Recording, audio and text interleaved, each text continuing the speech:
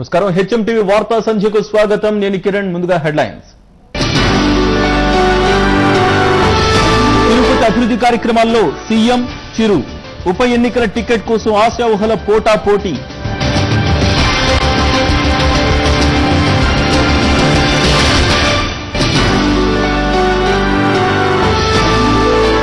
Jagan charge షీటులో మంత్రుల పేర్లు చేర్చాలి, లేదంటే కోర్టుకెక్కుతామన్న టీడీపీ.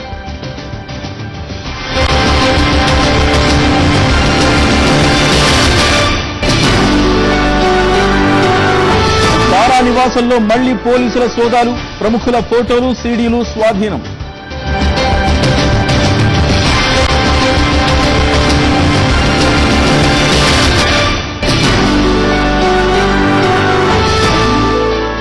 లాడెన్ భార్య పిల్లలకు పాక్ కోర్టులో చుక్కెదురు. 45 రోజుల జైలు శిక్ష, 10,000 జరిమానా.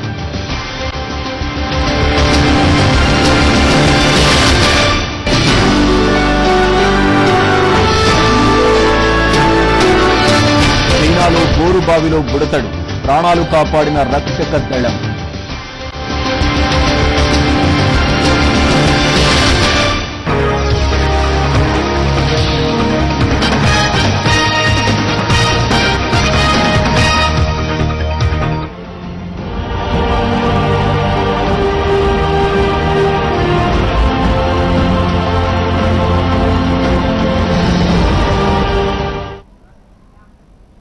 తెలుగుదేశం పార్టీ 30 వసంతాలు పూర్తి చేసుకుంది. 3 దశాబ్దాల ప్రస్థానంలో ఎన్నో మలుపులు, మరెన్నో గెలుపులు.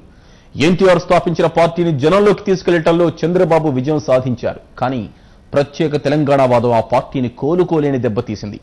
కార్యకర్తల బలంతో ముందుకు సాగుతున్న ఆ పార్టీ 2014 ఎన్నికలను ఎలా ఎదుర్కోబోతోంది? ఆ పార్టీ వ్యూహ ప్రతివ్యూహాలేంటి? అసలు తెలుగుదేశం పార్టీ దారెటు? ఇవన్నీ పార్టీ అధినేత చంద్రబాబు నాయుడు నుంచి స్వయంగా తెలుసుకునే ప్రయత్నం చేద్దాం. చంద్రబాబుతో లైవ్ షోని మా బ్యూరో చీఫ్ మేడం మధు ప్రస్తుతం మనకి లైవ్ లో అందించేందుకు సిద్ధంగా ఉన్నారు. Over to you Madhu. Thank you Kiran. Telugu జాతి ఆత్మగౌరవ నినాదంతో రాజకీయ తెరపైకి దూసుకువచ్చిన, సంచలనం సృష్టించిన తెలుగుదేశం పార్టీ ఆవిర్భవించి 3 దశాబ్దాలు పూర్తయింది. ఈ 3 దశాబ్దాల సుదీర్ఘ ప్రస్థానంలో ఎన్నో ఉత్థాన పతనాలను చవిచూసిన ఆ పార్టీ ఇప్పటికీ కొంత సంకట పరిస్థితిని ఎదుర్కొంటుంది, ఎన్నో సవాళ్లను ఎదుర్కొని ముందుకు సాగుతుంది. అయితే ప్రస్తుతం మారుతున్న రాజకీయ సమీకరణ నేపథ్యంలో, వేగంగా వస్తున్న ఈ మార్పుల నేపథ్యంలో ఎలాంటి వ్యూహాలను అనుసరించబోతున్నారు, ఎలాంటి సరికొత్త వ్యూహాలతో ముందుకెళ్తున్నారు, ఆ పార్టీకి ఎలా దిశానిర్దేశం చేయబోతున్నారనే విషయాలను ఆ పార్టీ అధినేత చంద్రబాబు నాయుడు అడిగి తెలుసుకుందాం. సార్, ఇప్పుడు చెప్పండి, ఈ రోజు మనం 3 దశాబ్దాలు పూర్తయింది. ఈ 3 దశాబ్దాల పూర్తిలో తెలుగుదేశం పార్టీ తెలుగు దేశంలో కానీ లేదా రాష్ట్రంలో ఒక కొత్త శకాన్ని ఆరంభించింది.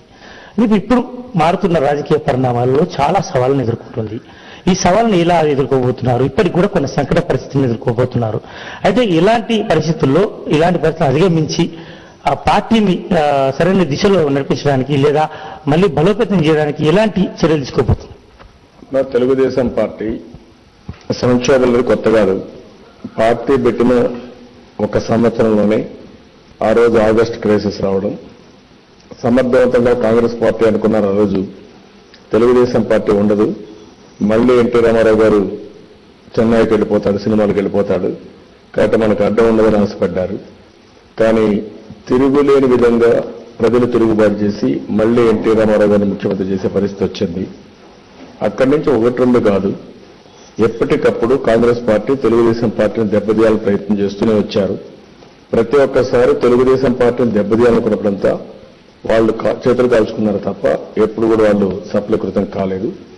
రోజు రోజుకు సంక్షోభంలో తెలుగుదేశం పార్టీ ఇంకా బలోపేతమైంది తప్ప ఎక్కడ బలహీనమయ్యే పరిస్థితి లేదు. ఈ రోజు ఏవైతే సవాళ్లు వచ్చాయో ఈ సవాళ్లను సమర్థవంతంగా ఎదుర్కొనే శక్తి, సామర్థ్యం తెలుగుదేశం పార్టీకి ఉంది. ఇది తాత్కాలికంగా కొన్ని ఇబ్బందులు తెలుగుదేశం పార్టీ కంటే రాష్ట్రానికి ఎక్కువ సంక్షోభం ఉంది. ఒకటి, తెలుగుదేశం పార్టీ తెలుగు ప్రజానీకంతో అవినాభావ సంబంధం ఉంది. కానీ మీరు చూస్తే తెలుగుదేశం పార్టీ తీసుకున్న చర్యల వల్ల ఆంధ్రప్రదేశ్ రాష్ట్రాన్ని, తెలుగు ప్రజానీకాన్ని ప్రపంచ పటంలో పెట్టాం. అలాంటి అభివృద్ధిని, సంక్షేమ కార్యక్రమాల ముందు తీసుకునే సమయంలో కాంగ్రెస్ పార్టీ రావడం, ఎప్పుడు కాంగ్రెస్ పార్టీ రాష్ట్రానికి వచ్చినా అవినీతి, అసమర్థత, లేకుంటే గ్రూప్ రాజకీయాలు ఎక్కడికక్కడ కొట్టుకోవడం, దీనివల్ల గవర్నెన్స్ లేకుండా పోవడం, ఇవన్నీ జరుగుతూ వచ్చాయి. ఈరోజు ఆ పరిస్థితికి వచ్చింది. ఒక పక్క ఇవి ఉంటే కాంగ్రెస్ను అడ్డం పెట్టుకుని డబ్బులు విపరీతంగా సంపాదించిన వైఎస్ఆర్ కాంగ్రెస్ అయితే రాజశేఖర రెడ్డి గారు చనిపోయినా ఆయన కొడుకు అవినీతితో ముందు పోవాలని చెప్పి అనుకుంటున్నాడు. ఇలాంటివన్నీ జరగవు. ప్రజలు చాలా తెలివైన వాళ్ళు, మాకు చాలా నమ్మకం ఉంది. మళ్లీ ఈ రాష్ట్రాన్ని సమర్థవంతంగా సుపరిపాలన ఇవ్వాలన్నా, ఒక సుస్థిరమైన పరిపాలన ఇవ్వాలన్నా తెలుగుదేశం పార్టీని ఇవ్వగలుగుతుంది. అది ప్రజల్లో తీసుకుపోతాం. తప్పకుండా రాబోయే రోజుల్లో ఇలాంటి సంక్షోభం ఎదుర్కొని మళ్లీ తిరుగులేని మెజార్టీతో తెలుగుదేశం పార్టీ అధికారంలోకి వస్తుంది. ఎవరు కాదండి. అంటే మీరే అంటున్నారు ఎన్నో సంక్షోభాన్ని ఎదుర్కొని మేము తట్టుకొని నిలబడ్డామని. ఇప్పుడు కూడా ఈ పార్టీని దెబ్బతీయడానికి ఒక కుట్ర జరుగుతుంది అంటున్నారు. ఎలాంటి కుట్ర జరుగుతుందని మీరు అనుకుంటున్నారు? అంటే పార్టీని ఇప్పుడు సంక్షోభంలో నెట్టడానికి ప్రయత్నాలు జరుగుతున్నాయా, లేకపోతే ఏదైనా శక్తులు, అంతర్గత శక్తులా లేకపోతే బహిర్గత శక్తులా, ఏ శక్తుల వల్ల పార్టీకి ముప్పు ఉందని భావిస్తున్నారు? ఆ పార్టీ ముప్పును ఎదుర్కోవడానికి ఎలాంటి ప్రయత్నాలు చేస్తుంది? ఎప్పుడు కూడా కాంగ్రెస్ పార్టీ తెలుగుదేశం పార్టీకి ఎప్పటికప్పుడు ఒక సవాల్ విసురుతూ వస్తున్నారు. ఈ రాష్ట్రంలో తెలుగుదేశం పార్టీ పెట్టక మునుపు ఏ పార్టీ లేదు. కొన్ని పార్టీలు పెట్టి మధ్యలోనే ఆ పార్టీలు ఎత్తిపోయే పరిస్థితికి వచ్చింది. దానికి ఉదాహరణ రీసెంట్ గా ప్రజారాజ్యం కూడా వచ్చి కాంగ్రెస్ పార్టీలో కలిసిపోయే పరిస్థితి వచ్చింది. కాంగ్రెస్ పార్టీ ఒక కుట్రవన్నీ రాజశేఖర రెడ్డి గారు చనిపోయిన తర్వాత తెలుగుదేశం పార్టీకి ఇంకా తిరుగులేదు, మనం ఏమీ చేయలేని పరిస్థితిలో తెలంగాణ అంశాన్ని తీసుకొచ్చి అటు కేసీఆర్ని అటు ఎవరైతే ప్రజారాజ్యం ఇద్దరు కలుపుకొని ముందుకు పోవాలి, తెలుగుదేశం దెబ్బతీయాలనుకున్నారు. సరే, ఆ రోజు మేము చెప్పాలని చెప్పాం. అదొక సమస్య ఉంది, అది కూడా నేను మాట్లాడతాను. ఇంకో పక్కన చూస్తే ప్రజారాజ్యాన్ని కలుపుకున్నారు, ఇక్కడ టీఆర్ఎస్ కలవలేదు. ఇంకో పక్కన చూస్తే కొత్తగా వైఎస్ఆర్ కాంగ్రెస్ వచ్చింది. దీనివల్ల కాంగ్రెస్ పార్టీ చతికిల పడే పరిస్థితికి వచ్చారు. ఇక్కడ ముఖ్యమైనది ఏంటంటే ఏ సమస్య అయితే ఉందో ఆ సమస్యను పరిష్కారం చేయాల్సిన బాధ్యత కాంగ్రెస్ పార్టీ పైన ఉంది. కేంద్రంలో అధికారులు ఉన్నారు, రాష్ట్రంలో అధికారులు ఉన్నారు, బాధ్యత మీ మీద ఉంది. మేము చెప్పాల్సిన చెప్పాం. కావాలని అధికారం లేని తెలుగుదేశం పార్టీని ఎప్పటికప్పుడు దెబ్బతీయాలనో లేకుంటే ఏదో ఒక విధంగా అప్రతిష్ట పాలు చేయాలని ప్రయత్నం చేస్తున్నారు తప్ప ఇంకోటి కాదు. అందుకనే తెలుగుదేశం పార్టీ చాలా స్పష్టంగా ఉన్నాం. ఈ రోజు ఎవరైతే కాంగ్రెస్ పార్టీలో ఉండి డబ్బులు విపరీతంగా సంపాదించుకుని రాష్ట్రాన్ని పూర్తిగా అప్రతిష్ట పాలు చేసి రాష్ట్రాన్ని కుక్కలు దింపిన విస్తరిగా తయారు చేసిన వ్యక్తి ఇప్పుడు వేరే పేరుతో వైఎస్ఆర్ కాంగ్రెస్ పేరుతో ప్రజల్లోకి వచ్చే పరిస్థితి వచ్చింది. ఇది ప్రపంచంలో ఎక్కడా జరగలేదు. ఒక పక్క అవినీతి, ఒక పక్క వ్యక్తిగతంగా కూడా తను ఆలోచిస్తే సేవ రాజకీయాలు చేసిన వ్యక్తి, తండ్రి చనిపోయాడని కన్ఫర్మ్ కాక మునిపే సంతకాలు ఉద్యమం చేసి ముఖ్యమంత్రి అయిపోవాలని చెప్పి ఆలోచించిన వ్యక్తి ఆ వ్యక్తి. అదే మాదిరిగా ఈరోజు చూస్తే దేశంలో ఎక్కడా జరగలేదు. ఒక పక్క ఇన్కమ్ ట్యాక్స్ ఎస్టాబ్లిష్ చేశారు, ఇంకో పక్కన చూస్తే సిఏజీ చాలా స్పష్టంగా చెప్పారు. ఈరోజు సిబిఐ చెప్పే పరిస్థితికి వచ్చింది. ఇంత స్పష్టంగా ఆస్తులన్నీ కూడా ప్రైవేట్ వ్యక్తులకు ఎక్కడికక్కడ ఇచ్చేసి తద్వారా డబ్బులు తీసుకొని ఇలాంటి షేర్ పెట్టించుకొని పెద్ద ఎత్తున ఇన్వెస్ట్మెంట్ పెట్టిన వ్యక్తి, ఇలాంటి వ్యక్తిని ఈరోజు రాష్ట్రంలో ఆలోచించాల్సిన అవసరం ఉంది. రాష్ట్ర ప్రయోజనాలు కాపాడే ఏకైక పార్టీ తెలుగుదేశం పార్టీ, అవినీతి పైన రాజీలేని పోరాటం చేసే పార్టీ తెలుగుదేశం పార్టీ. ఈ రోజు కాంగ్రెస్ పార్టీ కుటుంబ నిలబడినారు. ఈ అవకాశం తీసుకొని వైఎస్ఆర్ కాంగ్రెస్ లో టీఆర్ఎస్ లో మ్యాచ్ ఫిక్సింగ్ పెట్టుకొని మమ్మల్ని ఇబ్బంది పెట్టడానికి ప్రయత్నం చేస్తున్నారు. ఇవన్నీ కూడా ప్రజల్లోకి తీసుకుపోతున్నాం. తెలుగుదేశం పార్టీ ఎప్పుడు కూడా పద్ధతి ప్రకారం ముందుకు పోతాం. ప్రజల కోసం పోరాడే పార్టీ తెలుగుదేశం పార్టీ కాబట్టి ప్రజలు ఆదరిస్తారు.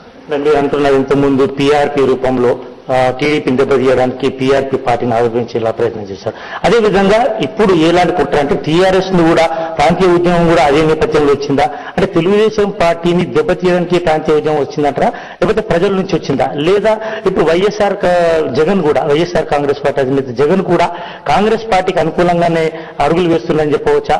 అంటే ఈ రెండు రకాలుగా మీ మీద కుట్ర జరుగుతుందని చెప్పవచ్చు. ఎందుకంటే ప్రాంతీయ ఉద్యమం ఇప్పుడు మీ పార్టీని ఎంతో కొంత సంకటంలో నెట్టేసింది. గతంలో ఈ కంచుకోటలుగా ఉన్న తెలంగాణలో మీకు కంచుకోటలు కూడా బీటలు వారిపోయాయి. అంటే ఈ నేపథ్యంలో మీరు ఏం చెప్పదలుచుకున్నారు? పార్టీ అంటే ప్రజలకు ఎలాంటి కుట్ర జరుగుతుందని మీరు చెప్పారు? మీరు ఒకటి గుర్తుపెట్టుకోవాలి, తెలంగాణకు ఎప్పుడూ తెలుగుదేశం పార్టీ వ్యతిరేకం కాదు. నేను చాలాసార్లు స్పష్టం చేశాను. మొన్న ఎన్నికల్లో కూడా నేను చెప్పాను. కేంద్రంలో అధికారం ఉండేది కాంగ్రెస్ పార్టీ, అదే మాదిరిగా బాధ్యతలు అనుకుంది. వాళ్ళు సమస్యల పరిష్కారం చేయాలి. సమస్యల పరిష్కారం చేయాల్సిన వ్యక్తులు పార్టీ సమస్యను పరిష్కారం చేయకుండా వేరే వాళ్ళపైన బురదజల్లే కార్యక్రమం చేస్తున్నారు. అంతేకాకుండా ఈ రోజు ఏదో టీఆర్ఎస్ కానీ వైఎస్ఆర్ కాంగ్రెస్ కానీ ఇద్దరు మ్యాచ్ ఫిక్సింగ్ పెట్టుకొని ఇద్దరు కలిసి తెలుగుదేశం పార్టీని ఎక్కడికక్కడ దెబ్బతీయాలని ప్రయత్నం చేస్తున్నారు. వీళ్ళ కుట్రలు సాగు. నేను అందుకనే ఒక మాట చెప్పాను. ఇంతవరకు 11 అసెంబ్లీ సీట్లు పోటీ చేసినప్పుడు మేము చాలా ఇబ్బంది పాలయ్యాం. బాన్స్వాడలో మేము పోటీ చేయలేదు. ఇటీవల మేము ప్రజల్లోకి వెళ్ళగలిగాం. మా విషయాలని చెప్పగలిగాం. చెప్పిన తర్వాత ప్రజలు అర్థం చేసుకున్నారు. అంతేకాకుండా ఇటీవల జరిగినటువంటి ఆత్మహత్యల నేపథ్యంలో నేను చాలా స్పష్టంగా అప్పీల్ చేశాను. చాలా బాధపడ్డాను. ఎందుకంటే 30 సంవత్సరాలుగా తెలుగుదేశం పార్టీని బలపరిచింది అన్ని ప్రాంతాల్లో ఉండి తెలుగువారు బలపరిచారు. తెలుగువారి ఉనికిని, తెలుగువారి ఆత్మగౌరవాన్ని కాపాడిన పార్టీ తెలుగుదేశం పార్టీ. బడుగు బలహీన వర్గాల వేదిక తెలుగుదేశం పార్టీ. వెనుకబడిన వర్గాలకు రాజ్యాధికారం ఇచ్చిన పార్టీ తెలుగుదేశం పార్టీ. నేను ఆ విషయమే చెప్పాను. ఈ పార్టీని కాపాడుకోవాల్సిన అవసరం ఉంది. మీరు కూడా సహకరించమని చెప్పి నేను కోరాను. ఎక్కడికక్కడ ప్రజలు కూడా అర్థం చేసుకున్నారు. అయితే ఇటీవల సకల జనుల సమ్మెలో ఉద్యోగస్తులు చేసినటువంటి సమ్మెకు ప్రభుత్వం కొన్ని డిమాండ్స్ ఒప్పుకోవడం, దాన్ని ఫుల్ఫిల్ చేయకుండా పోవడం, దానిపై కూడా మేము గట్టిగా పోరాడడం, విద్యార్థులపైన పెట్టిన కేసులను తీసేయమనడం, ఇవన్నీ కూడా మేము పోరాడుతున్నాం. ఇవన్నీ చూసిన తర్వాత కావాలని చెప్పి కొన్ని పార్టీలు మమ్మల్ని టార్గెట్ చేసి మమ్మల్ని అప్రతిష్ట పాలు చేయాలనుకుంటున్నారు. కాబట్టి మేము కూడా ఆలోచిస్తున్నాం. ఈ రాష్ట్రంలో 9 సంవత్సరాలు తెలుగుదేశం ముఖ్యమంత్రిగా ఉండడం, రెండోసారి ప్రతిపక్ష నేతగా ఉండడం, ఎవరికి లేని అనుభవం కానీ ఎవరికి లేనటువంటి ఒక హోదా కానీ ప్రజలు నాకు ఇచ్చారు. ఈ రాష్ట్రంలో ఎవరికి అంత గౌరవించారు. నాకు కూడా ఒక బాధ్యత ఉంది. దానిపైన కూడా నేను పార్టీలో డిస్కస్ చేస్తున్నాను. ఏ విధంగా చేస్తే సమస్య పరిష్కారం చేయగలుగుతాం, అదే సమయంలో తెలుగుదేశం పార్టీని కూడా కాపాడుకుని భావితరాలకు నేను అందజేయాల్సిన అవసరం ఉంది. ఆ విధంగా ముందుకు పోతున్నాను. అంటే ప్రాంతీయ పార్టీ పేరుతో రాజకీయాల్లో పెను శుభాన్ని సృష్టించిన తెలుగుదేశం పార్టీ అదే ఉప ప్రాంతీయ ఉద్యమం పట్ల సానుకూలంగా లేదు, స్పష్టత ఇవ్వలేకపోయింది. ఆ స్పష్టత ఇవ్వలేకపోవాలనే ఈ రోజు ఆ పార్టీ చాలా ఘోరంగా దెబ్బతింది. ఎందుకంటే క్యాడర్ ఉన్నప్పటికీ కూడా ఆ లీడర్ లేని పరిస్థితి, లీడర్ ఉన్నప్పటికీ కూడా ఓటర్ లేని పరిస్థితి ఎదుర్కోవాల్సి వచ్చింది తెలంగాణలో కానీ. లేకపోతే ఇతర అంటే ఈ స్పష్టత మిస్టేక్ అని ఇదే మరిగా టీఆర్ఎస్ పార్టీ 2004లో కూడా తెలుగుదేశం పార్టీ ఇక్కడ పెద్దగా మేము గెలవలేదు. 2004లో టీఆర్ఎస్ అయితే 2 సార్లు పార్లమెంటుకు పోటీ చేశారు. ఫస్ట్ టైం పోటీ పెద్ద మెజార్టీ వచ్చింది. రెండోసారి పోటీ చేస్తే మెజార్టీ తగ్గింది. మళ్ళీ అసెంబ్లీ ఎన్నికలు వచ్చినప్పుడు మీరు చూస్తే మేము కూడా పోటీ చేస్తే 26 సీట్లు గెలిపించారు ప్రజలు టీఆర్ఎస్ ని. 10 సీట్లు రాజశేఖర్ రెడ్డి అందులో నుంచి వాళ్ళు ఏదో ఒక విధంగా ప్రలోభాలు పెట్టి లాగేసుకున్నారు.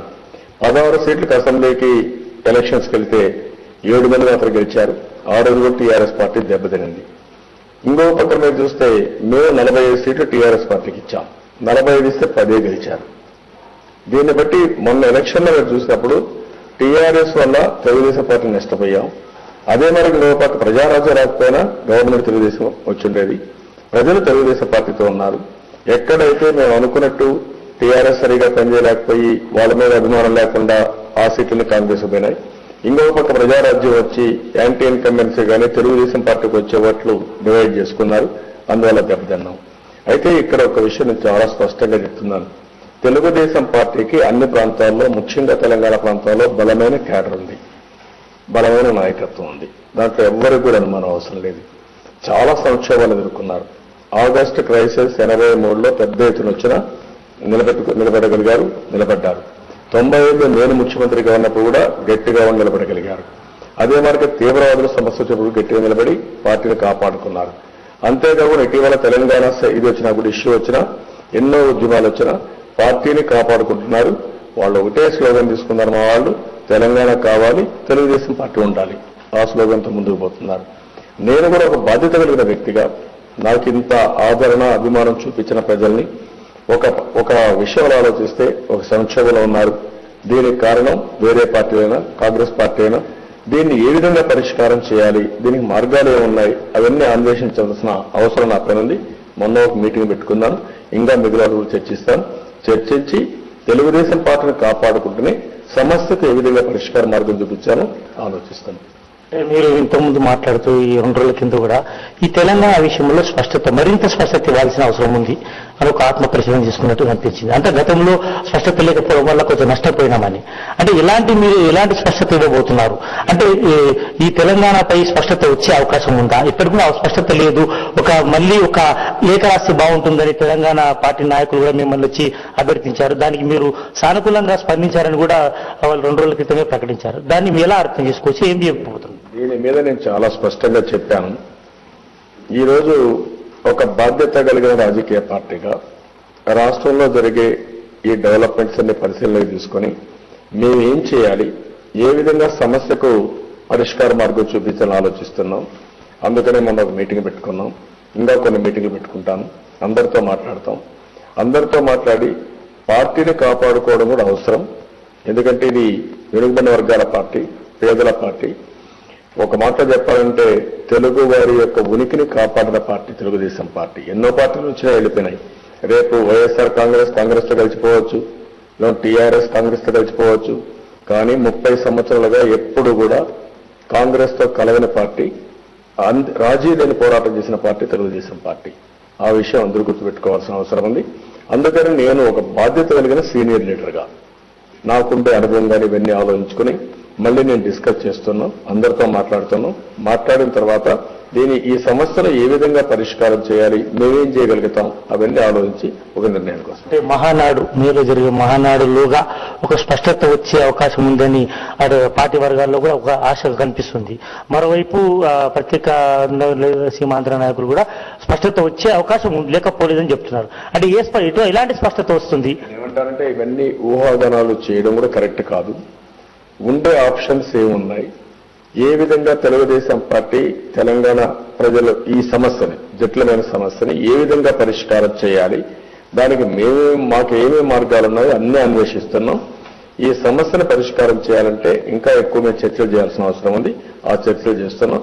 తద్వారా పరిష్కార మార్గం వస్తుందో అవన్నీ ఆలోచించుకొని ముందుకు పోతాం. ఇటీవల మీరు విలేకరుల సమావేశంలో కానీ చిట్చాట్లో కానీ రాజకీయాలు చాలా దుర్భరంగా మారిపోయినాయి. డబ్బుల ప్రభావం ఉంది, కుల ప్రభావం, ప్రాంతీయ ప్రభావం ఎన్ని ఉండడం వల్ల కొంత మనకు నిర్దిష్టత లేదు, స్పష్టత లేదు. రాజకీయాల్లో పోటీ చేయాలన్న భయం అవుతుంది. ఉప ఎన్నికల్లో పోటీ చేయాలనే ఆలోచన కూడా తాము లేకుండా, కానీ ప్రత్యేక పరిస్థితుల్లో, నిర్బంధ పరిస్థితుల్లో తాము చేయాల్సి వచ్చిందని కూడా మీరు ఒక వ్యాఖ్యానాలు చేశారు. అంటే ఇదేది రాజకీయ నైరాశ్యానికి లేదా రాజకీయ వైరాగ్యానికి ఒక సూచికగా చెప్పుకోవచ్చా? లేకపోతే ఇంతకాలం పోరాడిన చంద్రబాబులో కూడా ఒక రాజకీయ నైరాశ్యత ఏర్పడుతుందని చెప్పుకోవచ్చా?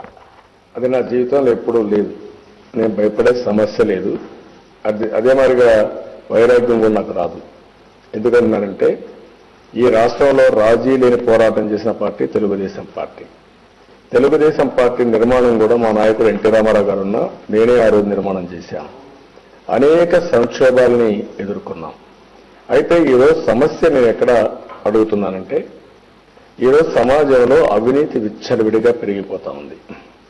రాజకీయాన్ని భ్రష్టు పట్టిస్తున్నారు.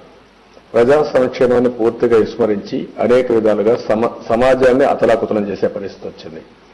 ఈరోజు కొన్ని దేశాలు అవినీతి వల్ల పతనావస్థకు వెళ్ళిపోయినాయి. విపరీతంగా ధరలు పెరిగిపోవడం, అక్కడ ఇన్ఫ్లేషన్ పెరగడమే కాకుండా ఎక్కడికక్కడ లా అండ్ ఆర్డర్ పోవడం, ఇంకో పక్కన అవినీతి విచ్చలవిడిగా పెరిగిపోవడం, జవాబుదారితనం లేకుండా పోవడం, ప్రజలకు ఇబ్బందులు వచ్చే పరిస్థితి, ప్రజలైతే టోటల్గా కొలాప్స్ అయ్యే పరిస్థితి వచ్చింది. మన దేశంలో ఒక పక్క అన్నా హజారే పోరాడుతూ ఉంటే కొంతమంది సహకరిస్తున్నారు, అవినీతి పరులు కూడా సహకారం ఇచ్చే పరిస్థితికి వస్తున్నారు. అది ప్రమాదకరమైనటువంటి పరిస్థితి. ఒక బాధ్యత కలిగిన నాయకుడిగా నేను ప్రతి ఒక్కరికి చెప్పాల్సిన అవసరం ఉంది. ఉదాహరణకు మన ఇంట్లో పిల్లలుంటారు, టీనేజ్ పిల్లలుంటారు, ఊహాగానాల్లో ఉంటారు. తల్లిదండ్రులు కూర్చొని పెట్టుకొని ఆ పిల్లల్ని సరైన మార్గంలో నడిపించే బాధ్యత మనకు ఉంటుంది. అదేవిధంగా ఈ రాష్ట్రంలో జరిగే పరిస్థితులు కూడా ఎక్కడికి దారితీస్తున్నాయి, ఏమవుపోతుంది నేను చెప్పాల్సిన అవసరం ఉంది. ఈరోజు రాజశేఖర రెడ్డి గారు ముఖ్యమంత్రి అయ్యారు. నేను ఎన్నో రోజులు పోరాడాను. ఎన్నికల కంటే ముందు రాజశేఖర రెడ్డి గారు నా దగ్గర డబ్బులు లేవు, నేను అప్పులు కట్టుకోవాలని ఇక్కడే బంజారా హిల్స్ లో ఉండే ఇంటి జాగా అమ్మాలని ప్రయత్నం చేశాడు. అది ల్యాండ్ గ్రాబింగ్ కోర్టులో ఉంది. ప్రభుత్వ ఆస్తి నేను ఇవ్వలేని చెప్పి చాలా స్పష్టంగా చెప్పి అతను 30,000 40,000 రూపాయలు గజం ఉంటే దాన్ని 1,000 రూపాయలు అడిగాడు. నేను ఇవ్వలేనని చెప్పాను. కనీసం 10,000 ఇమ్మన్నాను, ఇవ్వలేనన్నాడు. ఇది ఒక ప్రెసిడెంట్గా తయారవుతుంది, వేరే వాళ్ళు కూడా ఇవ్వాల్సి వస్తుంది కాబట్టి మనం ఇవ్వలేమని చెప్పి నేను ఇవ్వలేదు. ముఖ్యమంత్రి అయ్యాడు. ఏం చేశాడు ఈ రాష్ట్రంలో? ఎక్కడ చూసినా ప్రభుత్వ ఆస్తులను అమ్మేశాడు, జలయజ్ఞం ధనయజ్ఞం చేశాడు, భూగర్భ ఖనిజ సంపద చేశాడు. ఈ రోజు మేము రాజీ లేని పోరాటం ఎప్పుడే కాదు, నేను అవిశ్వాస తీర్మానం పెట్టాను. ఇవన్నీ ఆ రోజు చెప్పాను. రాజా ఆఫ్ కరప్షన్ పుస్తకం వేశాను, ఆ రోజు నేను చెప్పాను. మైనింగ్ మాఫియా ప్రజాస్వామ్యానికే ముప్పు అనే పెద్ద పుస్తకాలు వేసి ఢిల్లీలో క్యాంపెయిన్ చేశాం. అదే కాకుండా నిన్న మీరు చూస్తే మేము చెప్పినట్టన్నీ ఇటీవల కాలంలో ఇన్కమ్ ట్యాక్స్లు ఎస్టాబ్లిష్ చేశారు. ఏవైతే పనులు చేసి తద్వారా మళ్ళీ వాళ్ళ డబ్బులు ఎత్తుకొచ్చి అవినీతి డబ్బులు వీళ్ళ కంపెనీలో పెట్టారు, ఇది అవినీతి డబ్బులు తప్ప ఇంకోటి కాదని ఎస్టాబ్లిష్ చేశారు. నిన్న సిఏజీ రిపోర్ట్ ఇచ్చారు. 88,500 ఎకరాలు ఈ విధంగా ఇష్టానుసారంగా ఇచ్చారు, అక్రమంగా కట్టబెట్టారు, చాలా దారుణం అని చెప్పి వాళ్ళు చెప్పే పరిస్థితికి వచ్చారు. ఈరోజు సిబిఐ ఛార్జ్షీట్ వేశారు. ఒక వ్యక్తి ప్రపంచంలో ఎక్కడ జరిగిన విధంగా జరుగుతున్నాయి. మీరు ఒక్కసారి చూడండి, తండ్రి చనిపోయాడు, ఎంతో మంది ఆత్మహత్య చేసుకున్నారన్నారు. ఈయనేం చేశాడు? శవ రాజకీయాలు చేసి ఆ రోజు ముఖ్యమంత్రి కావడానికి సంతకాలు ఉద్యమం చేసిన వ్యక్తి ఇతను. చనిపోయింది వేరే వాళ్ళందరూ చనిపోయారని పేపర్లో టీవీల్లో వేసుకుంటూ ఈయన మాత్రం ముఖ్యమంత్రి అయిపోవాలని అక్కడి నుంచి ప్రారంభించాడు. ఇంకో పక్క ప్రపంచంలో ఎక్కడన్నా ఉందో ఈ విధంగా ఒక న్యూస్ పేపర్, ఒక ఛానల్. ఈరోజు బీజేపీ ఉంది, తెలుగుదేశం ఉంది, కాంగ్రెస్ ఉంది, ఇంకో పార్టీ ఉన్నాయి. ఏ పార్టీ అయినా పెట్టగలిగారు? ఎవరు పెట్టలేకపోయారు. ఒక ఛానల్లో ఒకటి ఇది పేపర్ పెట్టుకొని ఎవరు మాట్లాడితే వాళ్ళు బెదిరించే పరిస్థితికి వచ్చారు. ఈరోజు సిబిఐ జాయింట్ డైరెక్టర్ కూడా వై కేటగిరీలో సెక్యూరిటీ తీసుకునే పరిస్థితికి వచ్చాడంటే మామూలు వాళ్ళ పరిస్థితి ఏంటి? ఇవన్నీ ఇదే కాకుండా మీరు ఇంకో పక్క చూస్తే నేను ముఖ్యమంత్రిగా ఉన్నప్పుడే సూట్ కేస్ బాంబు ఒకటి వచ్చింది. ఆ రోజు పర్యటనలో రవిని చంపడానికి సూట్ కేస్ బాంబు పెట్టారని అనంతపూర్లో పెద్ద ఎత్తున సెన్సేషన్ గా తయారైంది. అది వాస్తవాలు అసెంబ్లీలో చెప్తే రాజశేఖర రెడ్డి గారు మా అబ్బాయి పైన కేసు పెడతారా, లేదంటే మా మనోడ పైన పెట్టండి అని గందరగోళం చేస్తే నేనే అనుకున్నాను అనవసరంగా ఇవన్నీ చేయడం ఎందుకని ఆ రోజులు పెట్టాం. పులివెందుల్లో పరిటాల రవీంద్ర పైన కేసేసి డెఫర్మేషన్ కేసేసి దారిలో చంపేయాలని ప్రయత్నం చేసిన వ్యక్తులు. అది వీలు కాకపోతే ఆడ పోలేకపోతే సాక్షాత్తు పార్టీ ఆఫీసులో అనంతపూర్లో నేను చెప్పాను, సీఎంకి చెప్పాను, స్పీకర్కి చెప్పాను, గవర్నర్కి చెప్పాను, ప్రెసిడెంట్ ఆఫ్ ఇండియాకి చెప్పాను, ప్రైమ్ మినిస్టర్ చెప్పాను, ఎవ్వరు కాపాడలేకపోయారు. ఇలాంటి చాలా జరిగాయి. నేనేమంటున్నానంటే ఈరోజు అవినీతి మీద పోరాటం నా ఒక్కడ బాధ్యత కాదు, మీకు బాధ్యత ఉంది, మీడియాకు బాధ్యత ఉంది, పొలిటికల్ పార్టీస్ బాధ్యత ఉంది. ఎందుకు తెలుగుదేశం పార్టీ ఒకటే పోరాడాలని అడుగుతున్నాం. సిఏజీ రిపోర్ట్ కరెక్ట్ కదా? 2G స్పెక్ట్రంలో సిఏజీ రిపోర్ట్ ఇస్తే పెద్ద ఎత్తున అన్ని రాజకీయ పార్టీలు పోరాడాయి. సుప్రీంకోర్టు ముందుకొచ్చింది, అన్ని లైసెన్సులు క్యాన్సిల్ చేశారు. ఈరోజు స్పష్టంగా సిఏజీ రిపోర్ట్ లో భూముల గురించి క్యాన్సిల్ చేయమని ఇచ్చారు. ఎందుకు క్యాన్సిల్ చేయడం లేదు? ఎందుకు మీడియా మీరు మాట్లాడడం లేదు? మీరు మాట్లాడరు అంటే మీరు భయపడుతున్నారా, లేకుంటే మీకేమన్నా ఇది ఉందా? ఎందుకు చేయలేకపోతున్నారు? ఈ రోజు ప్రపంచంలో మీరు చూస్తే భారతదేశంలో కూడా బోఫాక్స్ పైన మాట్లాడింది చిత్రా సుబ్రహ్మణ్యం మాట్లాడింది. అదే వారికి ఎమర్జెన్సీ పైన మాట్లాడింది రామ్నాథ్ గోయంకా ఫైట్ చేశాడు. రాజకీయ పార్టీలే కాదు, సమాజం పైన, సమస్యల పైన, అవినీతి పైన అందరికీ బాధ్యత ఉంది.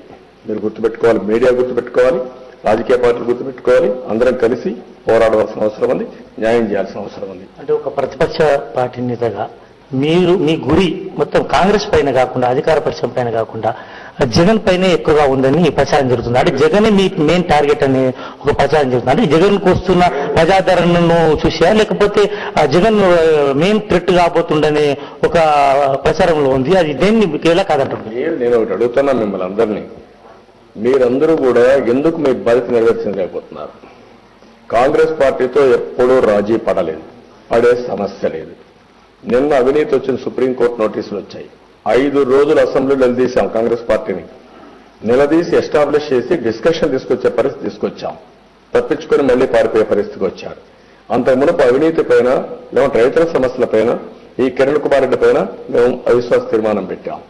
మొన్నే లిక్కర్ వస్తే పిసిసి అధ్యక్షుడు లిక్కర్ డాన్ ఇతను ఇష్ట ప్రకారం చేస్తున్నారు అని 5 రోజులు పోరాడి ఎస్టాబ్లిష్ చేశాం. మేము ఎస్టాబ్లిష్ చేసిన తర్వాతనే ఈరోజు ఏసీబీ ఎంక్వైరీ చేసే పరిస్థితి వచ్చింది. ఏసీబీ ఎంక్వైరీ విడిపోయాం. ఈ రోజు కాంగ్రెస్ పార్టీని మేము వదిలిపెట్టడం లేదు. ఈ రోజు ఒక విషయం మీరు గుర్తుపెట్టుకోవాలి, ఓబులాపురంలో మేము పోరాడాం. ఓబులాపురంలో పోరాడితే ఈ రోజు ఏదైతే క్యాప్టివ్ ఇండస్ట్రీ పేరు తీసేశారు, శ్రీలక్ష్మి తీసేశారు అని కాంగ్రెస్ నాయకులు మాట్లాడుతున్నారు, వీళ్ళు మాట్లాడుతున్నారు. ఆ రోజు ఏం జరిగింది? రాజశేఖర రెడ్డి గారు ముఖ్యమంత్రిగా ఉండగా సబితా ఇంద్రారెడ్డి మైనింగ్ మినిస్టర్ ఉన్నప్పుడు మేము చాలా స్పష్టంగా చెప్పాం. క్యాప్టివ్ అనే పేరు పెట్టి మీరు అందరి కాంపిటేటర్స్ రిమూవ్ చేసి ఇప్పుడు క్యాప్టివ్ తీసేసి అతను ఇల్లీగల్ గా వ్యాపారం చేసుకోవడానికి మీరు పర్మిషన్ ఇస్తున్నారు, ఇది దుర్మార్గం, దారుణం అని నిలదీశాం. ఏం చేశారు? రోజు రాజశేఖర రెడ్డి చేయలేదు, సబితా ఇంద్రారెడ్డి గారు చేసే పరిస్థితి లేదు. మొన్నటి వరకు కాంగ్రెస్ నాయకులు రాజశేఖర రెడ్డి గారిని మహానేతగా పొగిడారు. ఇవన్నీ వచ్చితే నేను అడిగాను, అతను మహానేత మహాదొంగ మీరే చెప్పమని చెప్పి అడిగాను. సమాధానం చెప్పాలి కదా. ఈరోజు కాంగ్రెస్ పార్టీ ఇందులో ఏం తక్కువ చేశారు? కాంగ్రెస్ పార్టీని అడ్డం పెట్టుకుని కాంగ్రెస్ పార్టీలో ఉన్న మంత్రులు అధికారులు కూడా సహకరించి ఈ అవినీతి మొత్తం జరిగింది. మేము ఆ విషయం అనేకసార్లు చెప్పాం, ఎస్టాబ్లిష్ చేశాం. అట్లని చెప్పి కాంగ్రెస్ పార్టీ అందరూ పోరాడండి, మేము మాత్రం తప్పించుకుంటాం, నేను మాత్రం మొత్తం దోచుకుంటాను అనే పరిస్థితి కుదరదు. మేము అవినీతి పైన అందరిపైన పోరాడుతున్నాం, ప్రజా వ్యతిరేక విధానాలపైన పోరాడుతున్నాం. ఇక్కడ ఎవరిపైన రాజీ లేదు, ఎవరు తప్పు చేస్తే వాళ్ళపైన పోరాడతాం. ఆ రోజు మీరు చూస్తే రాజీవ్ గాంధీ బోఫార్స్ ఇష్యూ వచ్చింది, 106 మంది రాజీనామాలు చేయించారు. మా పార్టీ పైన కాంగ్రెస్ పార్టీ పెట్టిన ఒత్తిడి చరిత్రలో ఏ పార్టీ పైన పెట్టలేదు. 30 ఏళ్లుగా మా నాయకుడు ఎన్టీ రామారావు గారు కానీ నా మీద కానీ అనేక విధాలుగా ప్రయత్నం చేశారు. తప్పుడు కేసులు పెట్టాలనుకున్నారు, ఎక్కడ ఏమి చేయలేకపోయారు. దానికి కారణం మీరు చూస్తే 30 సంవత్సరాలు నీతి నిజాయితీగా తెలుగుదేశం పార్టీ ఉంది. ఎవరు ఏం చేయాలని చేయలేకపోయారు. ఎన్నోసార్లు ఇదే రాజశేఖర రెడ్డి గారు కాంగ్రెస్ పార్టీలో ఉండి 35 సార్లు కోర్టుకు వెళ్ళాడు, 25 ఎంక్వైరీలు వేశాడు, ఏం చేయలేకపోయాడు. ఆ విషయం మీరు గుర్తుపెట్టుకోవాలి. మేము ఈరోజు జగన్ విషయమో లేకుంటే కాంగ్రెస్ విషయం కాదు, రెండూ ఒకటే. ఒక విషపు చెట్టు కాంగ్రెస్ పార్టీ అయితే అందులో కొమ్మ ఈ జగన్, ఎక్కడొచ్చో ఊడిపడలేదు. ఇతను రేపు ఈ కేసులు కానీ మాఫీ చేస్తే మళ్ళా కాంగ్రెస్ పార్టీలు ఇతను గెలిచిపోతాడు తప్ప ఇతనే పెద్ద ఫోర్సర్ కూడా కాదు. మీరు గుర్తుపెట్టుకోవాల్సిన ఒకటి ఉంది, ప్రపంచంలో ఇలాంటి వ్యక్తులను కూడా ఎన్నుకుంటే రాష్ట్రం ఏమవుతుందని అడుగుతున్నా.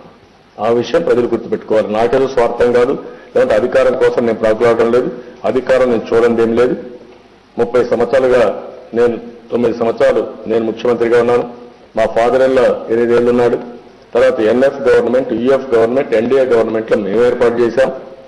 కాబట్టి మాకు అధికారంలో ఉన్నప్పుడు కూడా మీరు చూస్తే 84లో మొట్టమొదటిసారిగా ఒక రీజనల్ పార్టీ పార్లమెంట్ లో ప్రధాన ప్రతిపక్షంగా పనిచేసిన ఘనత కూడా తెలుగుదేశం పార్టీది.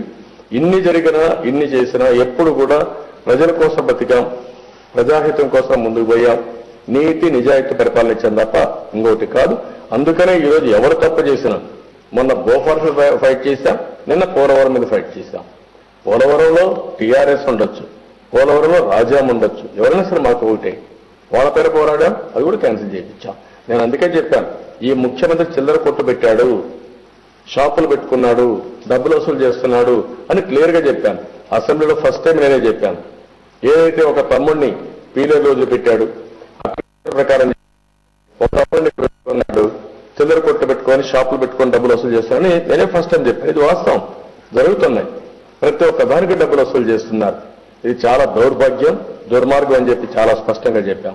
కాబట్టి ఎవరితో తెలుగుదేశం పార్టీ రాజీ పడే సమస్య లేదు. ఎవరు తప్పు చేస్తే వాళ్ళ విషయం చెప్తాం, గట్టిగా పోరాడతాం. అంటే ఇంతకుముందు కూడా ఛార్జ్ షీట్ దాఖలయ్యే ముందు మీరు చిట్చాట్లో మాట్లాడుతూ ఛార్జ్ షీట్ దాఖలయ్యే నాటికి ఛార్జ్ షీట్ లో జగన్ ప్రధాన నిందితుడు A1గా ఉన్న జగన్ పేరు ఉంటుందో లేదో అని అనుమానం కూడా వ్యక్తం చేశారు. ఈ రోజు ఛార్జ్ షీట్ దాఖల్లో మొదట FIR కానీ ఇప్పుడు ఛార్జ్ షీట్ దాఖలు కానీ చాలా బలహీనంగా ఉందని ఆరోపణలు వచ్చినాయి. మీ పార్టీ కూడా ఆరోపించింది దాని మీద. బలహీనంగా ఉంది, ముందుగా అనుభవించినట్లు లేదు ఛార్జ్ షీట్. దీంట్లో ఏమన్నా తెరవెనుక ఏమన్నా రహస్య ఒప్పందాలని అనుకుంటారా? మీరన్నట్టు జగన్ త్వరలో మరి పార్టీలో కాంగ్రెస్ పార్టీలో కలిసే అవకాశాలు ఏమన్నా, అటువంటి సంకేతాలను మీకేమన్నా అందాయా? నేనేమంటున్నానంటే, ఓబులాపురంలో గాలి జనార్దన్ రెడ్డి అరెస్ట్ చేస్తానని ఢిల్లీకి పోయాడు, ప్రధానమంత్రిని కలిశాడు. దేనికి కలిశారు? ప్రధానమంత్రిని చెప్పాలి కదా. ప్రధానమంత్రిని కలుస్తానే నా మీద కేసు వేశారు. కావాలని నా మీద కేసు వేసి ఏదో ఒక విధంగా పబ్బం గడుపుకోవాలనుకున్నారు. సరే, అది కూడా వీళ్ళు సక్సెస్ కాలేకపోయారు. అది అయిన తర్వాత ఈరోజు మీరు చూస్తే కాంగ్రెస్ పార్టీతో ఇతను కుమ్ముక్కడానికి అనేక ఆధారాలు ఉన్నాయి. నేను ఇక్కడ ఒక విషయం మనందరం గుర్తుపెట్టుకోవాల్సిన అవసరం ఉంది. ఈ కేసులో కూడా ఇంకా చాలా వచ్చాయి. ఇన్కమ్ ట్యాక్స్ లో చాలా ఎస్టాబ్లిష్ చేశారు, సిఏజీ చాలా కేసులు ఎస్టాబ్లిష్ చేసింది. కాంగ్రెస్ పార్టీ ఒక్క కేసులో కూడా యాక్షన్ తీసుకోలేదు. ఇదే ముఖ్యమంత్రి అయిన వెంటనే నేను ఒక ల్యాండ్ అలాట్మెంట్ మీద ఒక పాలసీ తీసుకొస్తాను, ట్రాన్స్పరెంట్ గా ఇస్తానని చెప్పాడు. ఇవన్నీ కూడా నేను సమీక్ష చేస్తా అన్నాడు. సమీక్ష చేస్తానన్న పెద్ద మనిషి డబ్బులు తీసుకొని సమీక్ష వదిలిపెట్టి మళ్ళీ అవి యాజిటీ వదిలిపెట్టే పరిస్థితికి వచ్చారు. ఇవన్నీ స్పష్టంగా మీరు చూస్తే అడుగడుగున ఏ రోజు